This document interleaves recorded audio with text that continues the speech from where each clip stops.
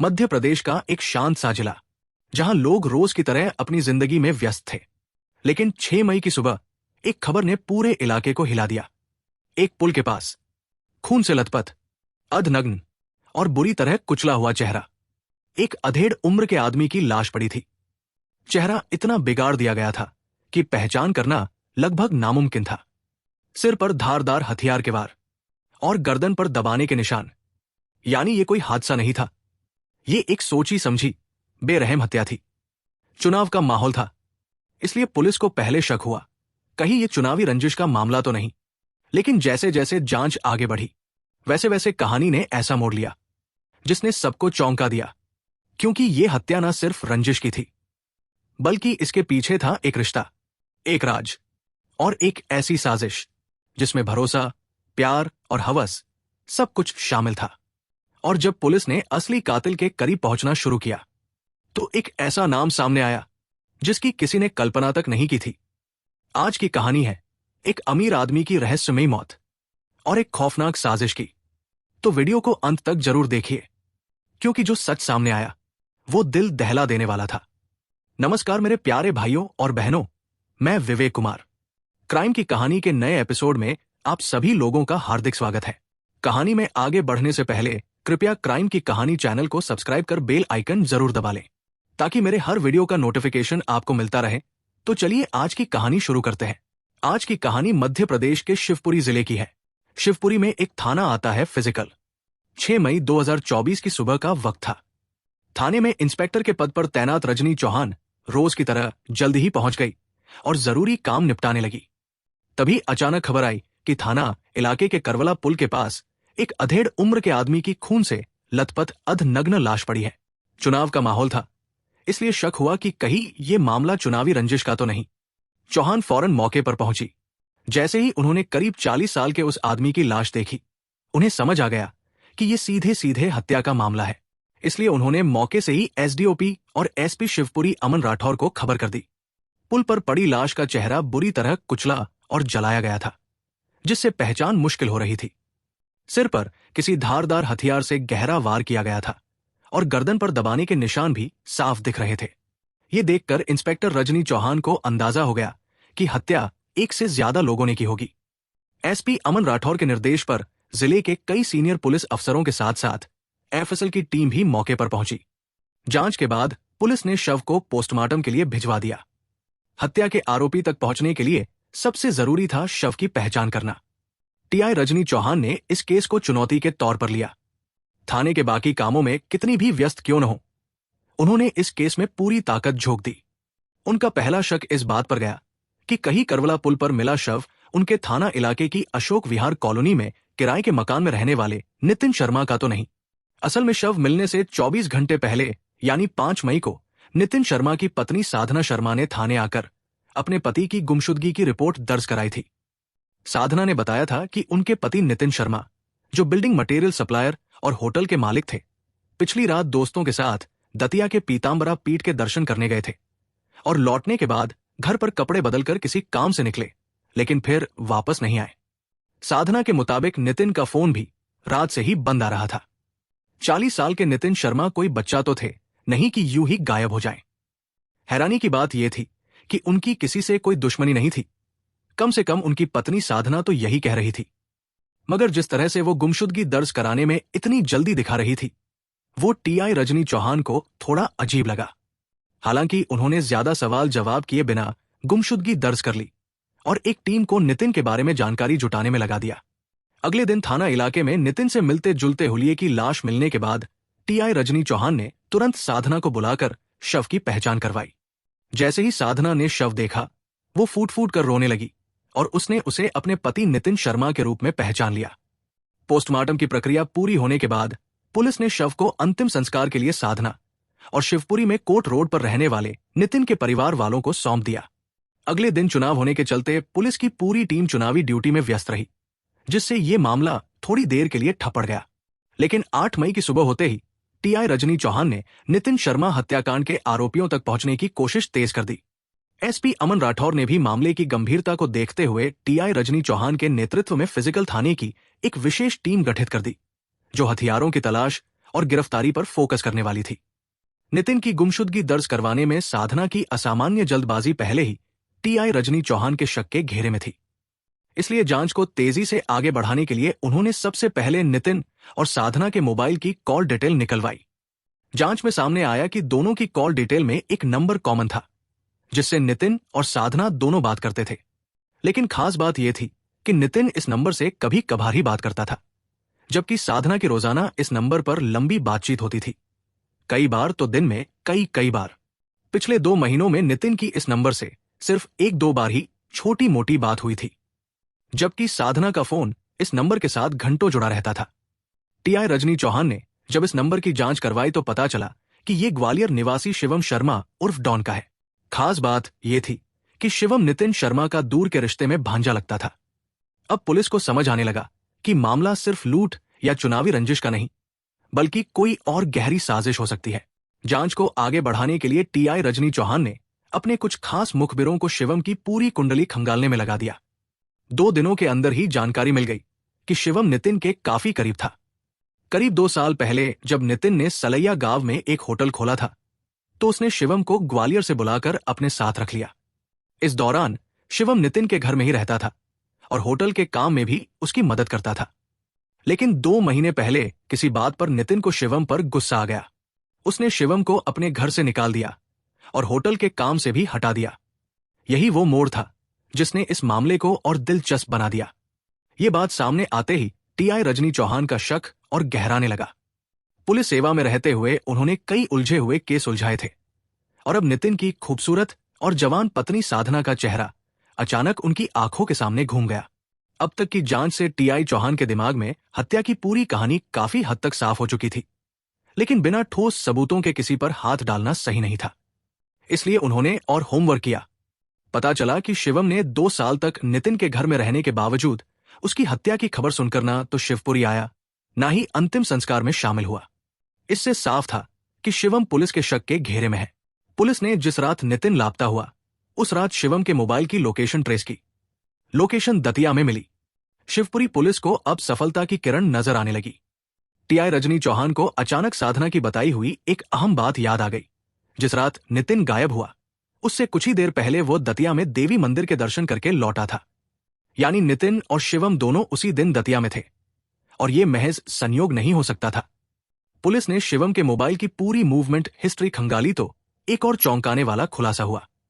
शिवम के साथ एक और युवक का मोबाइल लगातार मूव कर रहा था, जिसका नाम सत्यम था। जांच में पाया गया कि रात के वक्त नितिन के मोबाइल के पीछे पीछे शिवम और सत्यम के मोबाइल की लोकेशन करेरा तक मिली, लेकिन करेरा पहुंचते ही दोनों के मोबाइल अचानक बंद हो गए। अब पुलिस को यकीन हो गया कि शिवम और सत्यम इस हत्या में सीधे तौर पर शामिल है। इतने सबूत मिलने के बाद टीआई रजनी चौहान को भी पूरा विश्वास हो चुका था कि नितिन की हत्या में उसके भांजे शिवम का हाथ जरूर है। आखिर 2 महीने पहले नितिन ने ही शिवम को घर से निकाला था, और अब नितिन की हत्या हो गई थी।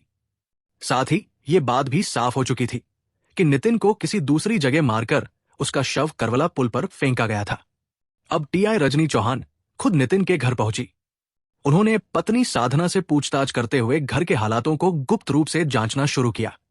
इस दौरान उन्हें कोई ठोस सुराग तो नहीं मिला, लेकिन उनकी नजर एक खास चीज पर पड़ी, वही रंग और डिजाइन की शर्ट, जिसके बारे में साधना ने कहा था कि नितिन उसे पहनकर घर से निकला था। अब रहस्य और गहरा गया।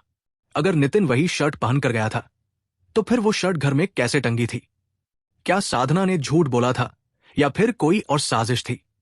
टीआई चौहान को अब यकीन होने लगा कि इस हत्या में केवल शिवम ही नहीं, बल्कि साधना की भी कोई भूमिका हो सकती है।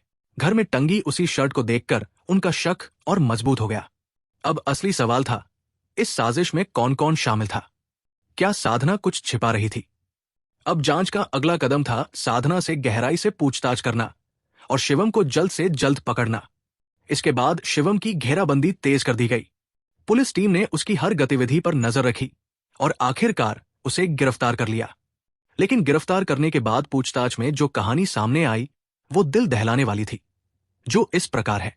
शिवपुरी के कोट रोड पर रहने वाले नितिन शर्मा का परिवार शहर के अमीर परिवारों में गिना जाता था। बचपन से ही बिजनेस माइंडेड नितिन ने होश संभालते ही बिल्डिंग मटेरियल सप्लाई का काम शुरू कर दिया। मेहनत और होशियारी से उसने खूब पैसा कमाया और 40 की उम्र तक उसकी जिंदगी रईसी और शान शौकत से भर चुकी थी। अब बात करते हैं साधना की, जो इस कहानी की दूसरी अहम किरदार है। अशोकनगर जिले के ईशागढ़ कस्बे की रहने वाली साधना अपनी खूबसूरती के लिए जानी जाती थी। उसे अपने हुस्न पर नाज था और वो मानती थी कि वो किसी आम आदमी के लिए नहीं बनी, उसे ऐसा जीवन साथी चाहिए जो उसे रानी की तरह रखे। किस्मत ने भी उसका साथ दिया और उसकी शादी शिवपुरी के अमीर बिजनेसमैन नितिन शर्मा से हो गई। शादी के बाद साधना की जिंदगी किसी सपने जैसी थी। महंगे कपड़े, कीमती गहने, बड़ी गाड़ी और नौकर चाकर। लेकिन कहते हैं इंसान को कभी तसल्ली नहीं होती। साधना को पैसा तो मिल गया, मगर अब उसे रोमांस और नएपन की तलाश थी। यहीं से उसकी जिंदगी में आया शिवम, नितिन का दूर का भांजा, जो कुछ समय से उनके घर में ही रह रहा था। बस यहीं से एक ऐसा रिश्ता शुरू हुआ जिसने नितिन शर्मा की जिंदगी को तबाह कर दिया। नितिन शर्मा से शादी से पहले साधना की जिंदगी भी किसी फिल्मी कहानी से कम नहीं थी। उसके माता पिता ने उसकी शादी समाज के एक सुयोग्य युवक निश्चित से करा दी। निश्चित अच्छे संस्कारों वाला, प्यार करने वाला और ईमानदार इंसान था। वो साधना को दिल से चाहता था, लेकिन उसके पास दौलत नहीं थी और साधना को प्यार से ज्यादा शान शौकत की चाह थी। धीरे धीरे उसका मन पति से उबने लगा। उसे लगा कि ये शादी उसकी ख्वाहिशों को पूरा नहीं कर सकती। कुछ ही समय बाद उसने ससुराल के मोहल्ले में रहने वाले एक युवक से रिश्ता बना लिया और पति को छोड़कर उसके साथ चली गई। साधना को लगा था कि यह फैसला उसे बेहतर जिंदगी देगा, लेकिन हकीकत उल्टी निकली। जिस प्रेमी के साथ वह गई थी, उसकी नौकरी तो लगी, लेकिन बस एक गार्ड की। किराए के छोटे से मकान में रहने और पैसों की कमी ने उसके सारे सपने तोड़ दिए। अब साधना को फिर से ऐसे इंसान की तलाश थी जो उसे दौलत और ऐशो आराम दे सके। इसलिए उसने टेकरी बाजार में एक दुकान पर काम करना शुरू कर दिया। साधना सुंदर तो थी, व्यवहार में भी कुशल थी। काम सीखने के बाद ज्यादा वेतन के लिए वो एक के बाद एक दुकान बदलती रही और कई दुकानों पर नौकरी की। यहीं से नितिन और साधना की कहानी शुरू हुई। हुआ ये कि 4 दुकानों के बाद जिस 5वीं दुकान पर साधना नौकरी करने आई, वहां नितिन शर्मा का आना जाना था। नितिन ने जब इस बेहद खूबसूरत सेल्स गर्ल को देखा तो पहली ही नजर में उस पर फिदा हो गया। साधना के आने के बाद नितिन का दुकान पर आना जाना और बढ़ गया। साधना दुनिया देख चुकी थी, इसलिए वो जल्दी समझ गई कि नितिन उसके बारे में क्या सोचता है। उसे ये भी अंदाजा हो गया कि नितिन बेहद मालदार आदमी है। साधना को आदमी से ज्यादा पैसे से प्यार था, इसलिए जब उसने देखा कि नितिन के मन में उसके लिए दीवानगी भी है और जेब में दौलत भी, तो उसने भी उसे हौसला देना शुरू कर दिया।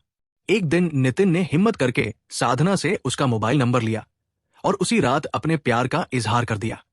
उसने साफ कहा कि वो साधना के लिए गंभीर है और अगर वो चाहे तो शादी करने को भी तैयार है। नितिन की बात सुनकर साधना खुश हो गई। उसे लगा जैसे पहली बार किसी ने उसकी सुंदरता की सही कीमत लगाई हो। उसने नितिन का प्यार स्वीकार कर लिया। शुरुआती कुछ महीनों तक साधना अपने दूसरे पति की आंखों में धूल झोंक कर नितिन के साथ रिश्ता निभाती रही। फिर एक दिन वो अपने दूसरे पति को छोड़कर नितिन के साथ रहने आ गई। नितिन का परिवार इस शादी से शायद खुश नहीं होता, लेकिन नितिन ने अब तक शादी नहीं की थी। इसलिए परिवार ने यही सोचकर साधना को अपना लिया कि कम से कम नितिन ने अपना घर तो बसा लिया। शादी के बाद कुछ समय तक नितिन अपने परिवार के साथ कोट रोड वाले निवास पर रहा। फिर उसने परिवार से अलग टीवी टावर रोड पर अवध अस्पताल के पास एक मकान ले लिया, जहां वो साधना के साथ रहने लगा। नितिन साधना जैसी खूबसूरत पत्नी पाकर खुश था और साधना नितिन जैसा रईस पति पाकर। सब कुछ ठीक चल रहा था कि करीब 2 साल पहले नितिन के दिमाग में होटल खोलने का विचार आया। दरअसल उसके एक दोस्त का होटल बिजनेस था और नितिन को पता था कि इसमें अच्छी कमाई होती है। बिना देर किए उसने सलैया में अपना खुद का होटल खोल लिया। होटल का काम खासकर रात में ज्यादा चलता है, इसलिए नितिन को किसी भरोसेमंद आदमी की जरूरत थी जो वहां नजर रख सके और काम में हाथ बटा सके। तभी उसे ग्वालियर में रहने वाले अपने भांजे शिवम का ख्याल आया। शिवम लंबा चौड़ा ताकतवर लड़का था और बाउंसर का काम भी करता था। नितिन को लगा कि शिवम होटल के लिए बिल्कुल सही रहेगा। यही सोचकर उसने शिवम को ग्वालियर से बुलवाया और अपने ही घर में उसके रहने का इंतजाम कर दिया। शिवम अपने मामा नितिन को बहुत मानता था और खुद भी किसी स्थायी काम की तलाश में था। जब मामा ने उसे अपने घर में रहने की जगह दे दी तो उसकी रहने खाने की समस्या भी हल हो गई। इसलिए वो खुशी खुशी शिवपुरी आ गया। शिवम के आने के बाद नितिन ने होटल का काम 2 हिस्सों में बांट दिया। दिन में वो खुद होटल संभालता और रात में शिवम। शिवम को बॉडी बिल्डिंग का जबरदस्त शौक था। वो रोजाना घंटों जिम में पसीना बहाता था। कुछ ही दिनों बाद वो ग्वालियर जाकर अपना जिम का सामान भी उठा लाया। शिवम देर रात होटल से लौटकर सो जाता और सुबह उठते ही जिम चला जाता। जब तक वो कमरे से बाहर आता, नितिन होटल के काम में लग चुका होता। शिवम के आने से साधना को भी अच्छा लगने लगा। पहले नितिन के होटल चले जाने के बाद वो घर में अकेली बोर होती थी, लेकिन अब उसके पास दिन काटने के लिए एक साथी था। घर में दिन भर शिवम और साधना अकेले रहते, इसलिए दोनों के बीच बातचीत बढ़ने लगी। शिवम 27 साल का कुंवारा जवान था और घर में साधना जैसी दिलकश औरत मौजूद हो तो किसी भी जवान आदमी के मन में हलचल होना स्वाभाविक था। साधना भी ये बात समझती थी। वो शिवम के साथ पहले से ज्यादा हंसने बोलने लगी। कभी हल्का मजाक करती तो कभी पास आकर ऐसे खड़ी हो जाती कि शिवम थोड़ा असहज महसूस करे। वो जानती थी कि ये खेल कितना खतरनाक हो सकता है, लेकिन उसे इसमें मजा आने लगा था। एक दिन ऐसा भी आया जिसकी कल्पना खुद साधना ने भी नहीं की थी। हुआ ये कि एक रोज नितिन के होटल जाने के काफी देर बाद भी शिवम अपने कमरे से नहीं निकला। साधना ने उसके कमरे में जाकर देखा तो उसकी आंखें फटी की फटी रह गई। उस समय केवल एक निकर पहने शिवम वर्जिश कर रहा था। साधना ने शिवम का कसा हुआ मजबूत बदन देखा तो वो होश खो बैठी। उसे लगने लगा कि वो लड़की कितनी किस्मत वाली होगी जिसे शिवम जैसा मर्द अपनी बाहों में कसकर प्यार करेगा। उस दिन के बाद शिवम को देखने का साधना का नजरिया बदल गया। अब जिस रोज भी नितिन होटल चला जाता और शिवम कमरे में वर्जिश करता रहता, साधना चुपचाप उसके कमरे की तरफ झांकने लगी। पसीने से लथपथ उसका कसरती बदन देखकर उसके दिल में अजीब सी हलचल मच जाती।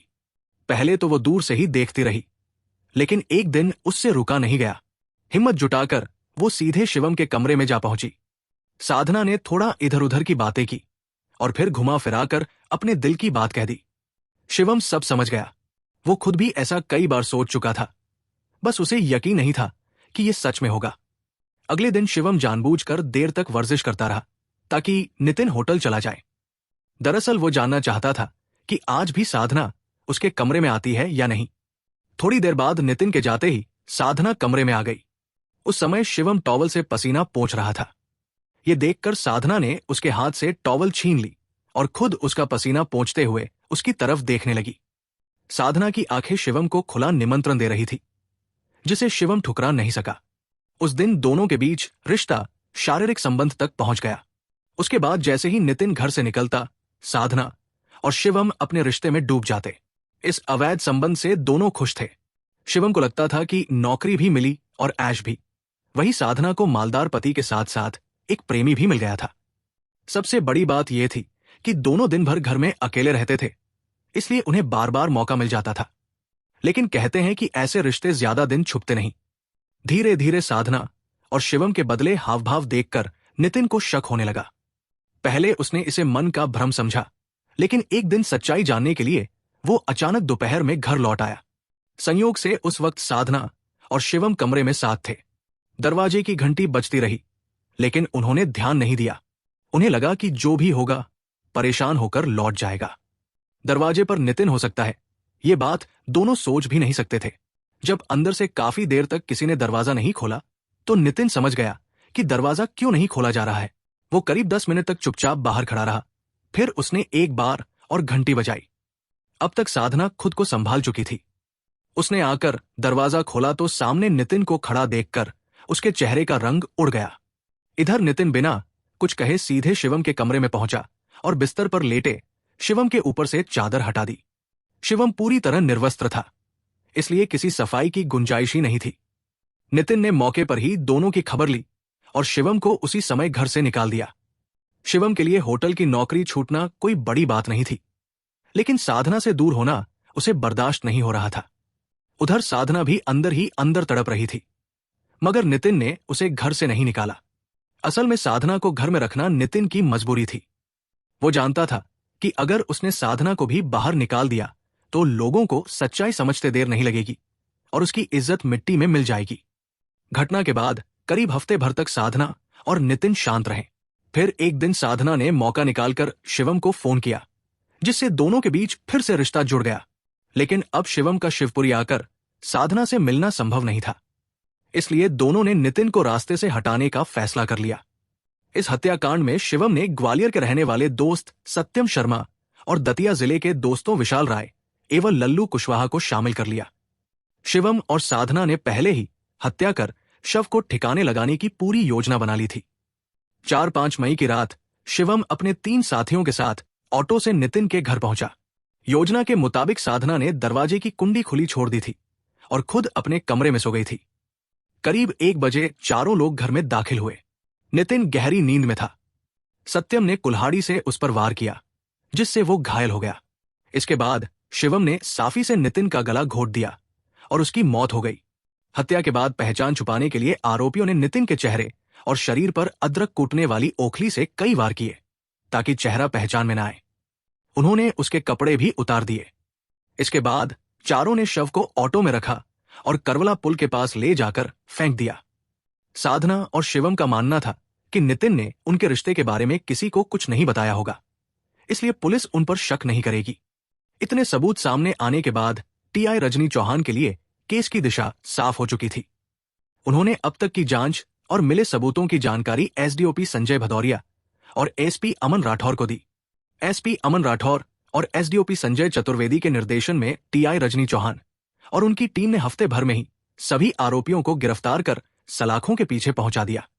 शिवम ने पहले खुद को बेगुनाह बताने की कोशिश की, लेकिन जब टीआई रजनी चौहान ने सबूतों के साथ उसे घेरा तो वो टूट गया और सच उगल दिया। उसने कबूल किया कि उसके अपनी मामी साधना के साथ अनैतिक संबंध थे। जब मामा नितिन को इस बात की भनक लगी तो उसने विरोध किया और शिवम को घर से निकाल दिया। यही बात शिवम को चुभ गई। उधर साधना भी चाहती थी कि नितिन रास्ते से हट जाए ताकि वो शिवम के साथ रह सके, इसलिए दोनों ने मिलकर उसकी हत्या की साजिश रची। शिवम ने बताया कि इस वारदात में साधना के अलावा उसके 3 और साथी भी शामिल थे, सत्यम, लल्लू और विशाल। पुलिस ने तुरंत दतिया में छापेमारी कर सभी आरोपियों को गिरफ्तार कर लिया। गिरफ्तारी के बाद पुलिस ने हत्या में इस्तेमाल कुल्हाड़ी, गला घोंटने के लिए इस्तेमाल की गई साफी और लाश को ले जाने वाला लल्लू कुशवाहा का ऑटो भी बरामद कर लिया। इसके बाद सभी आरोपियों को अदालत में पेश किया गया, जहां से उन्हें जेल भेज दिया गया। इस तरह एक युवती की अतृप्त वासना और धोखे से भरे रिश्तों ने एक निर्दोष इंसान की जान ले ली। आज की कहानी बस यही तक। अब बारी कमेंट पढ़ने की है। ममता सिंह मैम ने कमेंट किया है, हम सब सोचते हैं कि बच्चे ना समझ होते हैं और हम उनके सामने कुछ भी कर लेते हैं, लेकिन सच तो ये है कि हम खुद भी उनसे ज्यादा समझदार नहीं होते। उस बच्ची ने अपने पिता को इंसाफ दिलाया। मैम बिल्कुल सही कहा आपने। बच्चे जितना हम समझते हैं उससे कहीं ज्यादा समझदार होते हैं। कई बार वो सच और गलत में फर्क हमसे बेहतर समझ लेते हैं। उस बच्ची ने वाकई बहुत हिम्मत और समझदारी दिखाई। सलाम है उसे। आपके सपोर्ट और प्यार के लिए दिल से धन्यवाद। मीरा राय मैम ने कमेंट किया है, मैम आपके सपोर्ट और प्यार के लिए दिल से धन्यवाद। रीता छेत्री मैम ने कमेंट किया है, इस कहानी में सबसे बड़ा गद्दार अर्जुन है। जब वो अंजलि से दिल से प्यार करने का दावा करता था तो फिर वो पूनम की तरफ क्यों आकर्षित हुआ? और पूनम भी ये जानती थी कि अर्जुन अंजलि का प्यार है, फिर भी वो उसे चाहने लगी। अंजलि को जब पता चला कि अर्जुन उसे धोखा दे रहा है तो दोबारा उस पर भरोसा करना उसकी मूर्खता की पहचान है। मैं भी यही मानता हूं कि इस कहानी में सबसे ज्यादा गलत अर्जुन है। अगर वो सच में अंजलि से प्यार करता था तो पूनम की तरफ आकर्षित होना ही उसकी बेवफाई दिखाता है। और पूनम का भी दोष कम नहीं है। उसे पता था कि अर्जुन अंजलि से प्यार करता है, फिर भी उसके करीब जाना गलत है। रही बात अंजलि की, तो धोखा जाने के बाद भी दोबारा ट्रस्ट करना सच में उसकी सबसे बड़ी मूर्खता थी। मैम आपके सपोर्ट और प्यार के लिए दिल से धन्यवाद। संजना मुखर्जी मैम ने कमेंट किया है, there are so many loopholes in the judicial system that people are not afraid of committing crimes. Ma'am you right. The loopholes in the judicial system make people feel like they can get away with crimes, which reduces fear of punishment. Ma'am आपके support और प्यार के लिए दिल से धन्यवाद। जमुना अटलूरी जी ने comment किया है, सिद्धराजू पागल है, सन की है, जिससे प्यार किया उसी को कितनी दर्दनाक मौत दी। नरकगामी। जमुना अटलूरी फ्रॉम मुंबई। सर ये बहुत गलत है, जिसने भी किया है उसे सजा मिलनी चाहिए। सर आपके सपोर्ट और प्यार के लिए दिल से धन्यवाद। नाहिद खान जी ने कमेंट किया है, Hi Vivek, a very sad story. My heart goes out to these children. This woman clearly lacked emotional stability. When people are not emotionally ready for commitment, marriage only leads to pain, and real relationships end up suffering. Nahid Khan from United States of America. Ma'am, I completely agree. It's truly heartbreaking, especially for the children. Emotional stability and readiness are so important before making lifelong commitments. Sadly, when that's missing, everyone around ends up suffering too. Ma'am, thank you very much for your support. Ganesh Saud जी ने comment किया है, बेटा नहीं, वो तो महाराक्षस था। बाहर गांव से घर आते ही मन होता है कि घर परिवार को देखूं, लेकिन यहां तो मारने पीटने का ही माहौल है। ऐसे इंसान को बेटा कहना भी शर्म की बात है। सर, आप जो कह रहे हैं वो बहुत दुखद है। सर, आपके सपोर्ट और प्यार के लिए दिल से धन्यवाद। रोशनी मेहरा जी ने कमेंट किया है, हेलो विवेक भाई, गुड आफ्टरनून।